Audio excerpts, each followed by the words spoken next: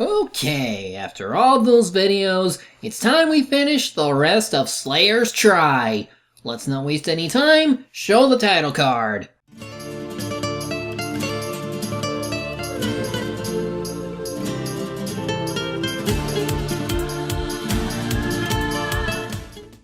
So last time we left off, Valgov managed to summon Darkstar into their world, only for two people, wielding two more weapons of light, to show up and seemingly put an end to the world-ending threat. But now, Lena is apparently separated from everyone. So what will happen? Episode 15 begins with Lena waking up on some tropical island, only now she's in different clothing. Who could have done such an embarrassing thing? Well, I guess it has something to do with them penguins. ねえ、ちょっと教えてほしいんだけど、ここって一体どこ？ってあんたに聞いてもわかるわけないか。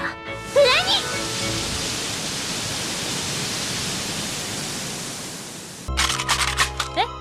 ごめんなさい。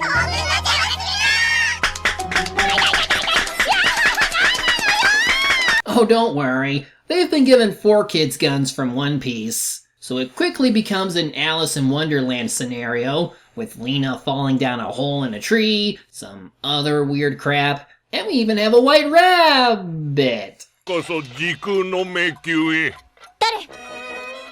a freaking pig. He explains that she's in a dimensional labyrinth, and he was instructed by his master to take her to whatever world she wants, since this is where all dimensions intersect. The best I could describe this episode is... what the actual f***? We went from a rather terrifying world-ending event to having really random stuff happening in just one episode. I mean, it's not entirely pointless, I think, as Pig explains that their battle against Valgov, given his phrasing, caused these disruptions and created the world they're in right now. I suppose it's a bit of a consequence for letting the big bad mess with the multiverse, but still. She finds Zelgadis at least, who was also trapped in the same predicament. And while suspecting Pig as the true master of this world, she pretty much forces her way out of things with her dragon slave, and it turns out they were on some kind of island that has a theme park on it. 本当言うと、私一人だけで心細かったんです。あ、お二人ともお似合いですよ、その衣装。リナさんもとっても可愛いし、ゼルガディスさんは差し詰め、リナさんを助けに来た白馬の王子様ってとこですわね。でも、こんなに早くお二人と合流できるなんて、私の占いも捨てたもんじゃないですわ。So you mean to tell me this was all for nothing? We just wasted our time on filler? 可愛いわけないでしょ! Anyway, now they just need to find Gowry and Amelia, who Philia thinks are on an island to the east of them. Only they find themselves running into a ghost ship. Not like they have a choice but to use it, their current boat is crap. It's very creepy at least, with how the fog effect is used and all. There's this cursed jar that moves on its own. Might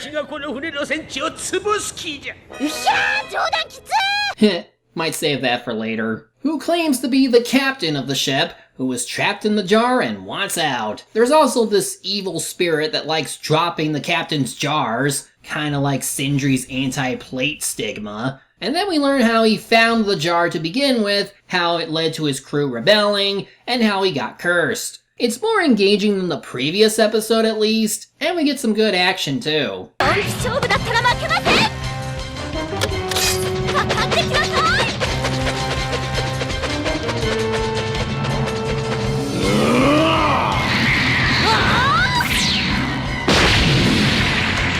In the end, they're able to defeat the threat that was cursing the captain and one of the named crew members, and they're able to pass on. Except now the ship is no more, and worse?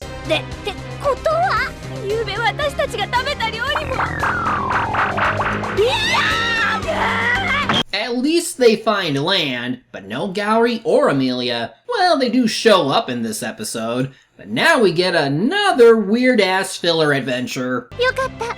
目が覚めたのね。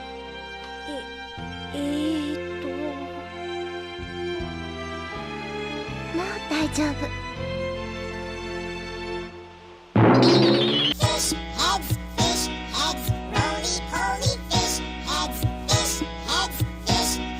This episode actually does develop Amelia quite a bit, since because of how their last battle ended, she thinks of herself as the weakest member of the team. And part of her development involves helping her new friend, Lila, get together with her human boyfriend, Karel. Since it sounds like their love is forbidden? 僕たちの話も聞いてください。お前たちの話など聞く必要はない。話して。ライラ、一人で歩けます。ライラ。待ってください。アメリアさん。いくら命の恩人とはいえ、愛し合う二人の仲を裂こうとするとは言語道断。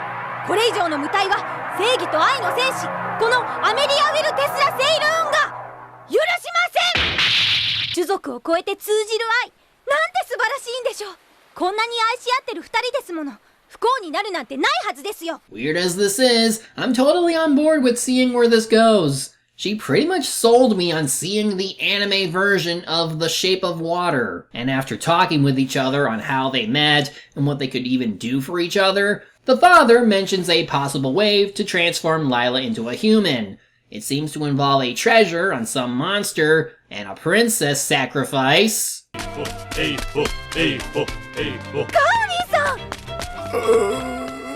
Oh, there you are. I was wondering when you were gonna come back after that one moment. And since Amelia and Lila don't think either of them are cut out to be the princess, they use Gowry instead.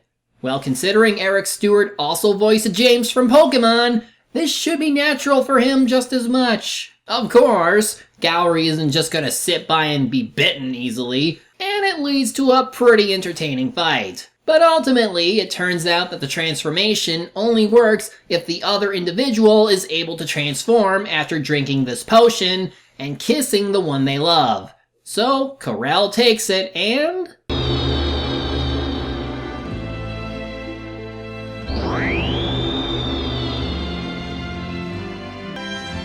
Kenenu! ライラ、その姿も素敵。君もだ。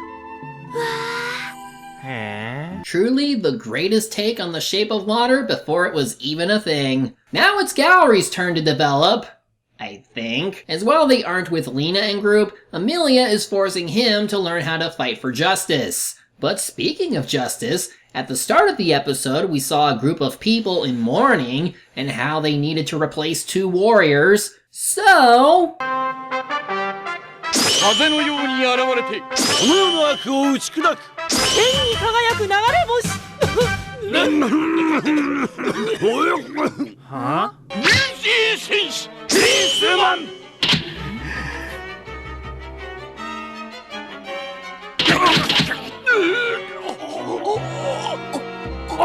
腰が少し。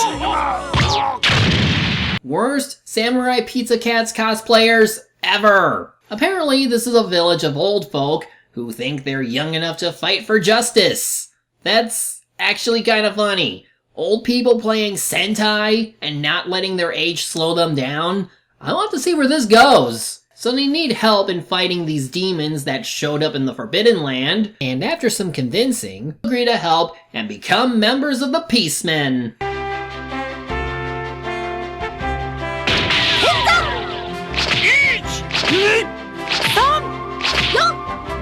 Go! 天に輝く流れ星流星戦士プリンスマン決まった。どんどん本筋から離れていくような。 You're telling me there's only 8 episodes left of the season and we still don't know what's gonna happen. Gowry isn't getting into the spirit of things, though it's not like everyone is at the top of their game, and even Amelia has a dumb moment thinking this dwarf was her father. But wait, they aren't short, nor do they have beards. Now it just feels a bit forcibly silly, seeing that there's not really any progression toward the main plot like them earlier episodes. Anyway, after a misunderstanding with this pink monster thing and its owner, turns out the voice of the demons they were hearing this whole time were actually Lena and friends. Guess there was no development to be had. What did all this filler have to do with the main plot? Nothing!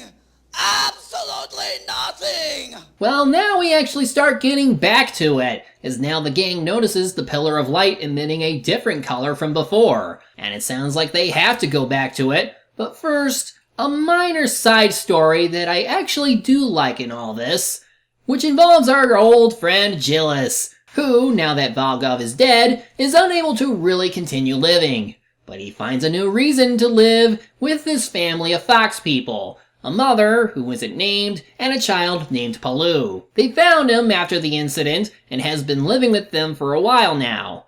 They live just outside this human settlement that doesn't bother them, and even though he's sad Valgov and Gravels are dead, he isn't really alone anymore. 俺こんなに優しくされたの生まれて初めて。俺パルのためなら何でもする。僕だっておじちゃん好きだよ。よーしパル行くぞ。親分パルガブ様、俺パル大切。ここ獣人狩りする怖い人間いない。俺幸せ。この幸せ大事にしたい。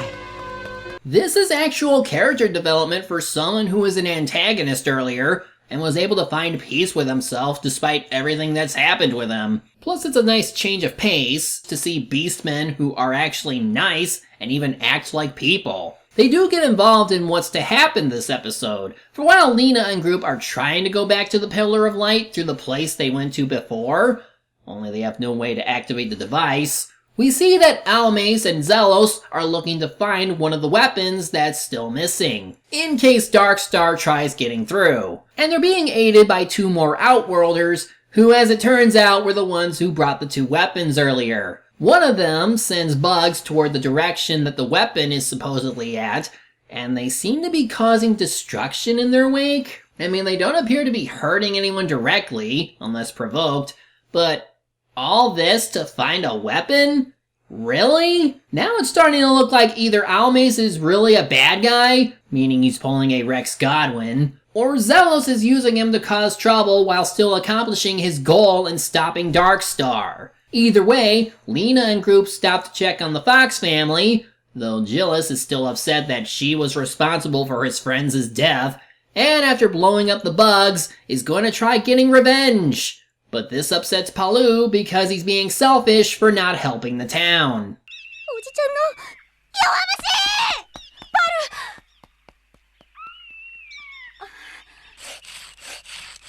Meanwhile, Lena and group fight off the bugs in town and meet the one who made them, Irulagos. 我が使い魔たちを倒したのはお前たちか。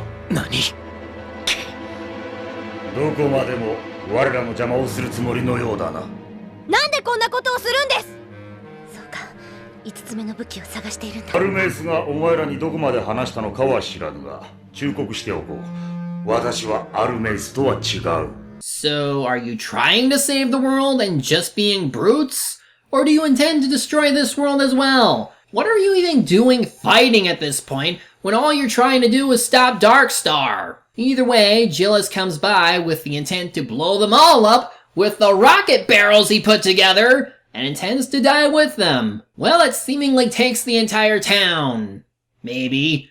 But it doesn't take down Irulagos. He does find what the bugs were looking for, but it wasn't the weapon. In any case, despite blowing up the town, Palu is happy that Gillis did something to stop the threat.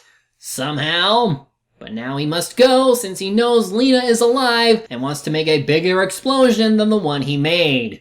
He at least seems dignified and resolved.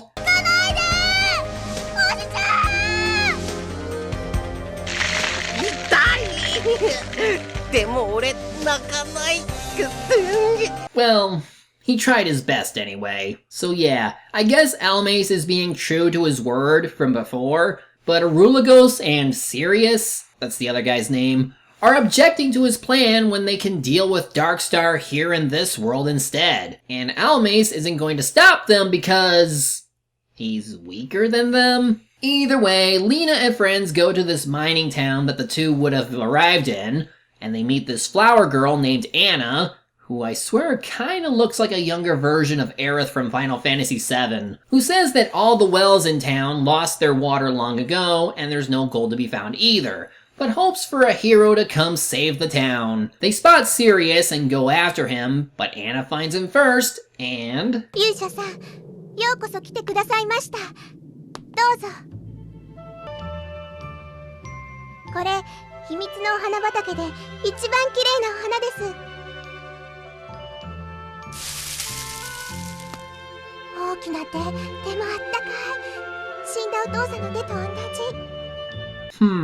Could he at least be nice like Almace is? He is still looking for the weapon after all, but he doesn't seem to react coldly to Anna when she offers him flowers and food. Either way, Arulagos attacks the group even while Sirius is just standing there being yelled at, and we get some more fighting. Arulagos also demonstrates how ruthless he is by blasting the town while trying to get Lena. Meanwhile, Sirius seems to approach Anna but walks past her, and then after finding a similar object under the ground with the bugs, he makes the fire disappear. Then, after blowing up the place where it is, it's revealed to be a magic ceiling crest, like the one in the earlier town. As they leave, water returns to the town, meaning Sirius really was a hero in his own right, and Anna is happy that the town can recover, but more importantly... 我が竜族が建てた忌まわしきものを封じる石板。長い年月を経て地中に埋もれたんだわ。封じられているの。そんな。Oh crap, it's getting serious. What is being sealed, and why is it a bad thing? Well, for now, they head to their next destination where the last weapon might be, which is inside a giant dome-like ruin. Still love the imposing hand-drawn locale that we get. It's enough to inspire JRPGs and the like. All they find is another crest that makes Philia uneasy and unsure of what her people were doing this whole time. Still, she breaks the barrier blocking their way inside, and in the process, it destroys the crest. And while exploring, Philia discovers something horrific. A masked dragon tomb! And sure enough, it's for all the ancient dragons that her kind killed. And as we know, she wasn't sure if this truly happened, but now, as the spirits of the undead commune with her about this, she is forced to learn that her kind are not truly reformers of peace. 平和の意に背くものだ。争いに参加せぬことを悪とする。武力をもって己が意に沿わぬ者を滅ぼすことが正義というか。Well, there is a lot to be said about war and what it means for those participating, but in any case, turns out after the Water Dragon King died, they needed a power to oppose the monster race, which resided in the ancient dragons, who didn't join the war against the monsters in fear their power would be abused or whatnot, so they sealed it away. And despite that, the Golden Dragons still saw them as a threat and annihilated them for it. She then is forced to see the results of this so-called reform.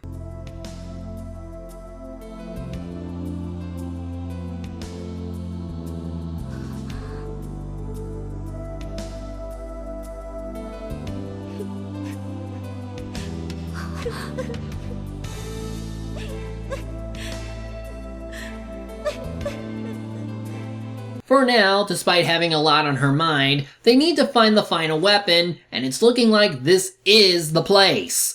So as she tries breaking the barriers to that power, Arulagos and Sirius attack, forcing Lena and crew to hold them off. Zelos approaches Philia with his own intentions, and Almace shows up to confront him. 後のことは最後の武器を手に入れてからでしょ。お前とておとなしくエルロゴスの力になるつもりなどあるまいに。貴様、一体何を企んでいる？企むだなんて僕はただ。おっとこれ以上は秘密です。You are a very evil troll, you know that? Philia prepares to break the last barrier and she sees something coming out from it.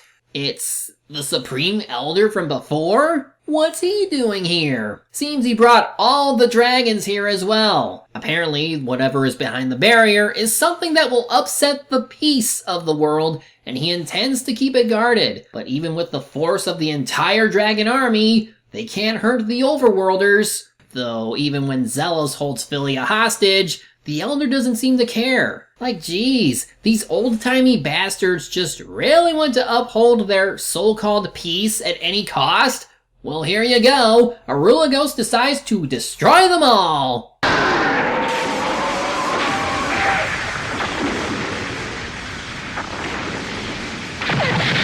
ひどい。なんてことだ。叶わないのがわかんないのか、あいつら。なんだってこんなことを。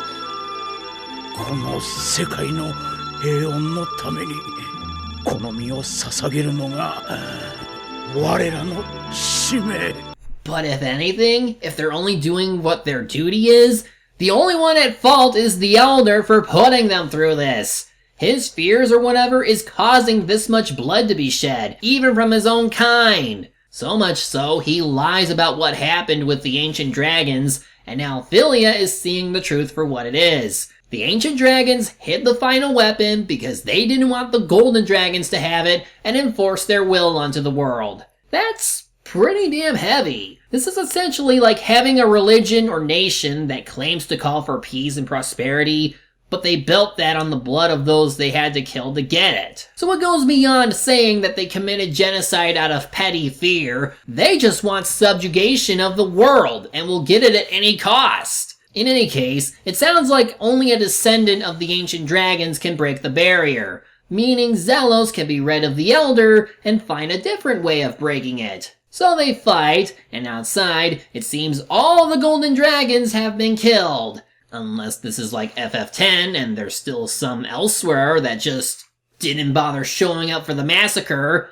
But otherwise, Zelos does something with one of Philia's attacks. 神と魔の呪文を融合させた時、ラグドメゼギスの力を打ち消した。だったら同じダークスターの武器の力を使った結界も破れるはず。Well, shoot. Looks like he's gonna break the barrier.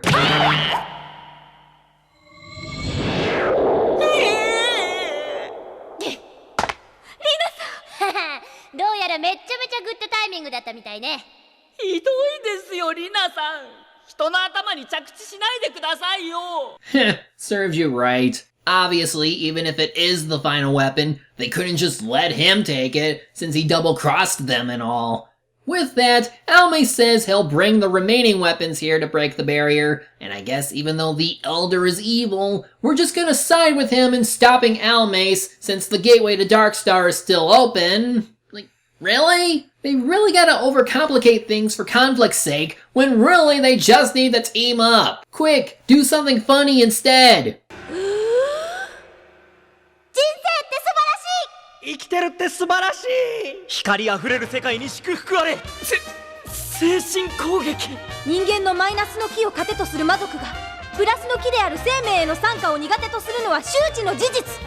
さあゼロスさん、降伏するなら今のうちです。しまった。That's better. Lena decides to use her Ragnablade spell on the barrier, as it has the power of nightmare and all, and it allows her to retrieve the last weapon, Galvera. It's of course a magic light bow that can shoot light arrows that are also like giant laser beams. Hot damn! It even broke through the skybox surrounding this area. If anything, Lena's gonna decide what will happen with the weapon, but at this point, Arulagos decides now is the time to be rid of Almace.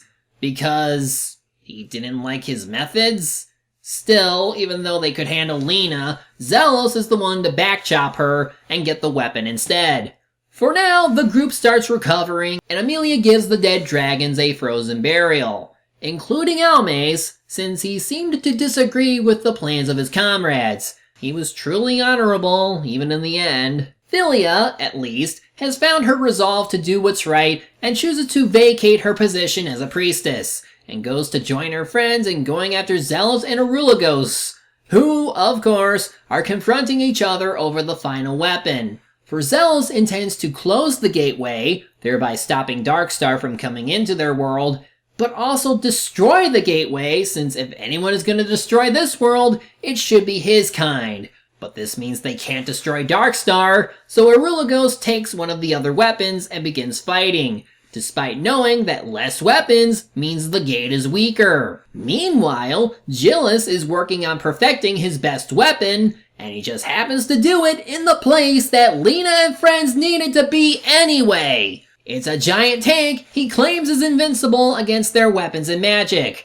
And I'll give him this much. After starting out kinda weak, he has grown to where he not only got himself a family to love, but also the power to stand a chance against the main group. No joke, he actually comes close to beating them again. But he's still reckless in that he's willing to kill himself just to kill them, And having learned from last time, Philia goes to stop him with the power of words. 誰も望んでなんかいないはずです。何をバルカーブ様の気持ちお前にわかるはずない。だから邪魔するなクソ。何をバルガーブが憎んでいたのはゴールドドラゴン。この世界を憎んではいなかったはずです。何言ってる。その恨みゴールドドラゴンと私が引き受けます。だからリナさんたちを行かせてあげて、この世界を救うためにお願い。Aw, he really is starting to learn. And oops, he hit the self-destruct button. At least he inadvertently gets his nose in her chest before they blow. Never mind. ゴジラスの分際でこの私にしてきた数々の狼藉、今ここできっちりケリをつけましょうか。ってどうやって痛めつけようかしら。リナさん、その笑い方なんか嫌です。 Yes, don't do that again, lest you reminded me of...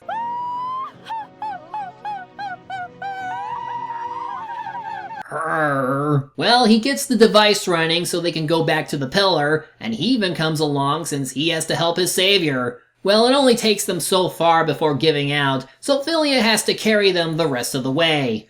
At this point, Sirius decides to grab a weapon since they all need to destroy Darkstar to save both worlds. Despite the fact Darkstar absorbed Volfeed and gained even more power, so who knows what will happen if they try fighting him. But as we know, the only way to win is to work together, and right on cue, Lena and Group finally make it. Lena does her thing in being funny for a moment before saying cool lines to make her point of getting her enemies to cooperate or they'll have to fight them. Naturally, Sirius wants them to fight together, so Gowry gets his sword back while Selgadus uses Valgov's old spear. ダークスターなのだぞ。なぜそうも簡単に命を懸けられる。お前たちにとってこの戦いは何の意味もあるまい。意味なんてないけど、これを何とかしないと国の姉ちゃんにどんな目に遭わせられるかわかんないからね。何？まあ、あんたたちの世界を見捨てたらさすがに寝覚めが悪そうだし、それにこの世界が必ず滅ぶと決まったわけじゃない。そうです。要はダークスターを倒しちゃえばいいんです。それで全てが丸く収まります。そういうこと。They channel the light from the weapons to fire off at Darkstar, hoping it'll work. It has some effect, but they have a lot of work to do to truly stop him. After a while, Philia pulls out the jewel she found at the old graveyard, as it seems to react to Darkstar. As he starts to flee and they chase after him, which is apparently unexpected, he leads them to the Fire Dragon King's temple, where the Elder is waiting. Turns out the jewel is reacting to Darkstar because it assimilated Valgov into him, and he's pretty much become Darkstar to enact his vengeance. ゴールドドラゴンよ。我が一族を滅ぼしたゴールドドラゴンどもよ。まさかあのバルガーブだというのか。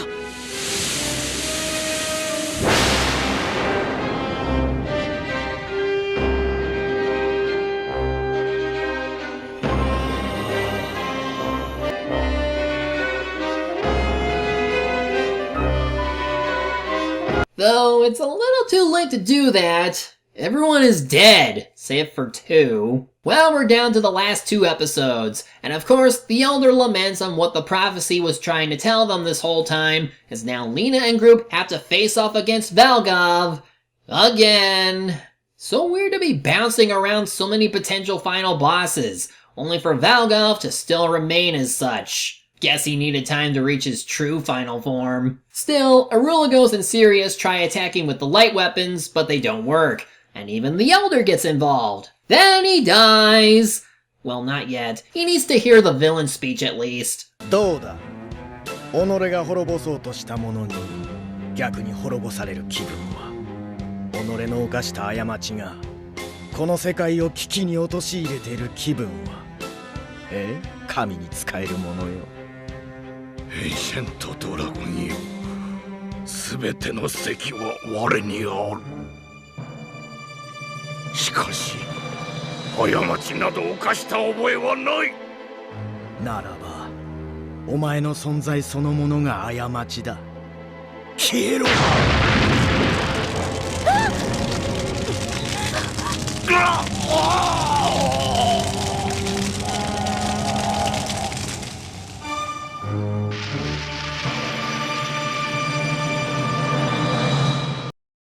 Good! Philia, now the last of her kind, tries talking to Valgov to see what could be done to satisfy his need for vengeance.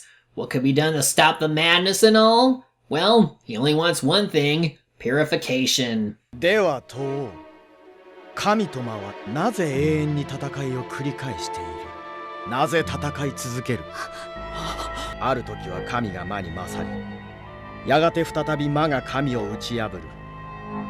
神と魔はなぜ未来永劫戦い続ける？なぜだ？誰かさんが作り出した罠に俺たちみんな綺麗にはめられちまってることによ。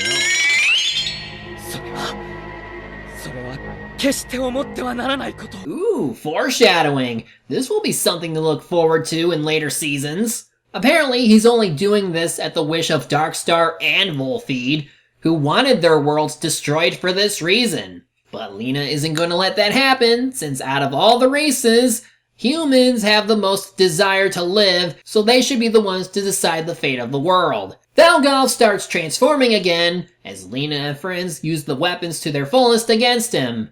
Then, after combining her Dragon Slave spell with the bow weapon, she fires off a massive attack that doesn't work. At this point, it looks like she'll have to use Giga Slave again, especially since Valgov taunts them for trying to stop his plans. But he gets another talk down from everyone. 人間ってあんたたちに比べたら取るに足りないぐらい命短いものかもしれないけど、愚かで間違ってばかりで傷つきやすいけど、間違いは一つ一つ正せばいい。傷を負ったら二度と傷つきたくないと思うからこそ前に進んでいける。過去も今もそして未来も大切にして進んでいきたい。それを勝手に台無しにされちゃたまんないわ。私たちは絶対に立ち止まれない。命あるものだから。もう一度やり直すってことは今までのことがなかったことになっちまうってことだろ。そんなのごめんだぜ。そうだな。俺が俺でなくなるのは気に入らんな。その通りですバルガーブ、望み通り全ての世界を破壊し浄化しようとしているのに、あなたはどうしてそんなに悲しい目をしているのですか？俺知ってる。バルガーブ様俺助けてくれた。バルガーブ様優しい。帰ってきてくれよバルガーブ様。動き出したらもう止められやしねえのさ。いいだろう、やってみろ。 And thus we enter the final episode of Try. And at this point, the gateway is completely destroyed. They have to chase him down before he uses his power to devour the world. Or blow it up. More of the latter, really. So they decide to meet him at the old graveyard to use the weapons, with Giga Slave on reserve as a last resort.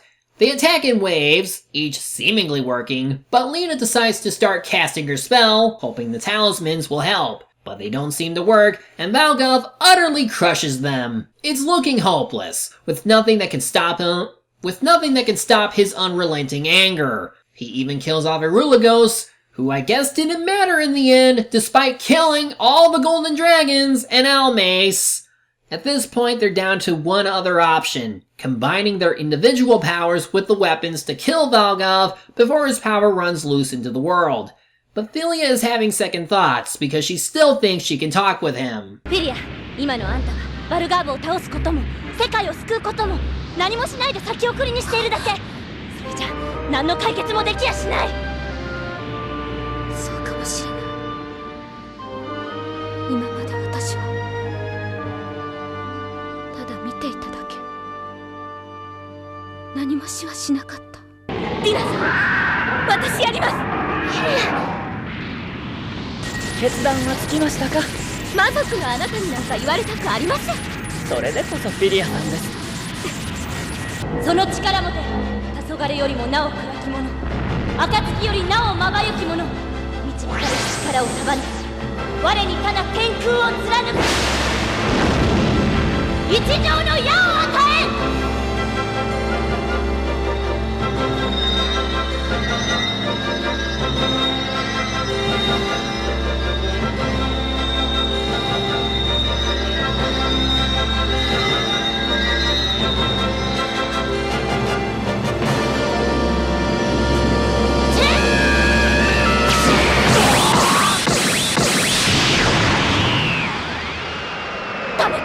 いえ、神魔融合によって生み出された混沌を虚無から創生へと転換する、すぐに凄まじい力が。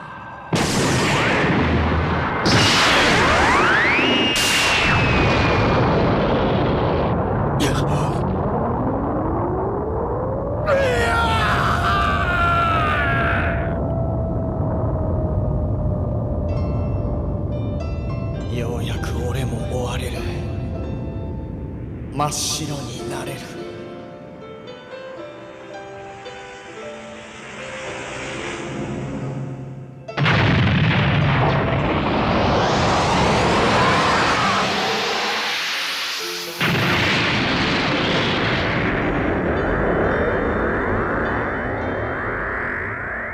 Well, at least it was a bang of an ending, wouldn't you say? Poor Gillis had to see his friend die again.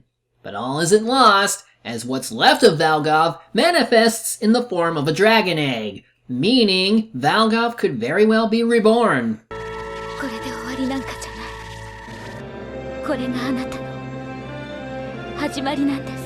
So they say goodbye to Sirius, letting him even take the Sword of Light since it came from their world anyway. Lena pulls a Nami by not charging Philia for this adventure.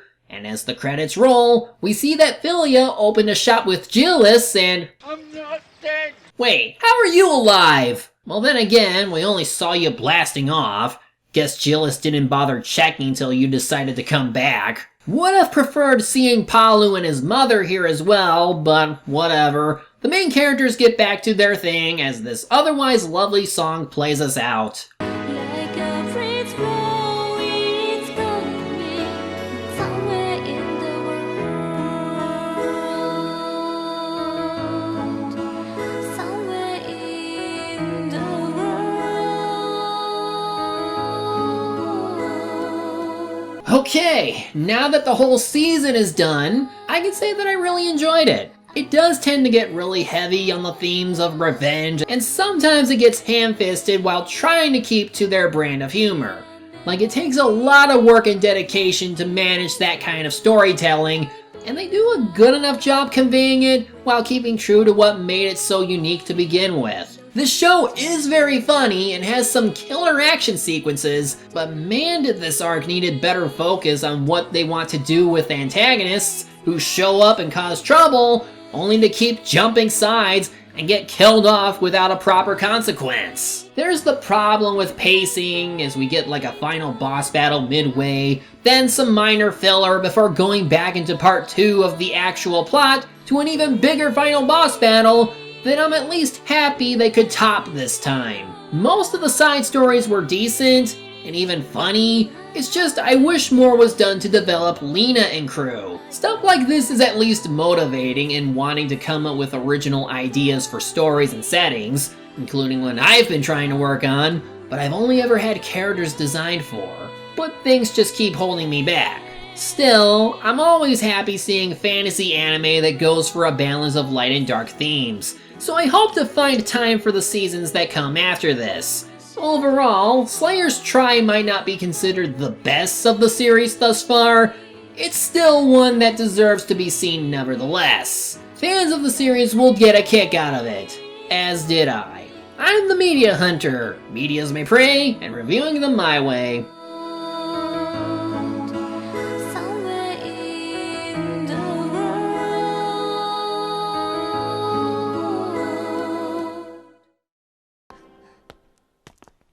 ジラスさん、元気出して。お前の胸大きくて柔らかい。忘れなさい。はい。